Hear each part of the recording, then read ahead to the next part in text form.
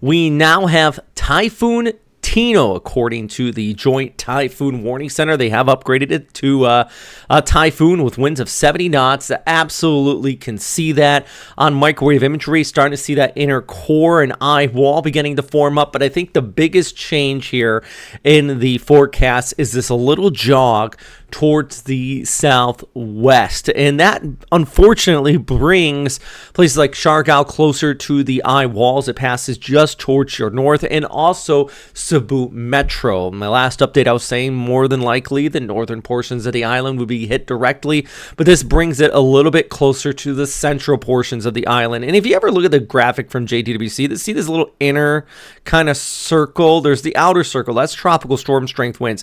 The inner one here, especially the one in purple, it's very small, hard to even see here, but that is your typhoon strength winds, and it only extends over a wide swath, about 30 to 40 kilometers, and that's it.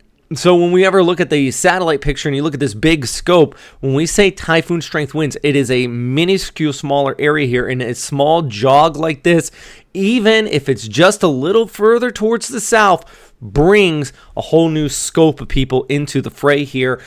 Places like Tacloban may not get hit directly by that, but my worry with Tacloban is more of these bands on the northern periphery. You can see just north of that center of circulation, and just the overall just flow pushing inward out ahead of this that could cause some coastal storm surge here. Even these areas just right along MacArthur, Ablog, I believe that's where actually videographer James Reynolds is. We shared that on our social media. He's been through, by the way, like 70, 80 typhoons. Guy knows where to go for these storm systems. And, I think he is in that area just south of Tacloban, just basically putting himself right in the out ahead of this. But as I mentioned, places like Siargao here in just off of northeastern Mindanao could be kind of taking the southern eye wall of this as it pushes overhead. Now, on satellite infrared, it's really hard to see that eye wall, but trust me, if you look at microwave imagery, it is clearing out here, and we are seeing that intensification take place. So let's once again walk through this, the latest satellite imagery. The broader infrared does show this convection really not only in the center, but even down towards the south and the north, expanding here. You're just moving over very warm sea surface temperatures, classic Philippine sea effect. Kalamigi via JMA making that landfall with 130 kilometer per hour winds over the course of the next few hours. This shows 2100, that is 9 p.m. Also shows that jog towards the south. You see this here, look at that jog right there. JMA is picking up on it. That changes things, brings, like I said, Siargao and passes it right just over Metro Cebu. Hopefully not full-on typhoon strength winds there, but I do think it's going to be packing a bit of a punch for central and northern Cebu, and not Odette level, my goodness. So we're not seeing that, but I think some people might be a little bit like surprised by it. Typhoon strength winds can, even at Cat 1 status, can surprise people, especially people that may have just gone through the fringes of storm systems. But I know Odette is definitely the one that everybody talks about here. And then our storm moves further towards the west, coming on shore into Vietnam as we go ahead through Thursday night. Here's another closer look. Here you go. So later on tonight, get that landfall. Already looking at rough weather out ahead of this. Moisture wrapping in around from the north. Gradient-induced winds for a good portion of the east coast of Luzon around the Bicol region.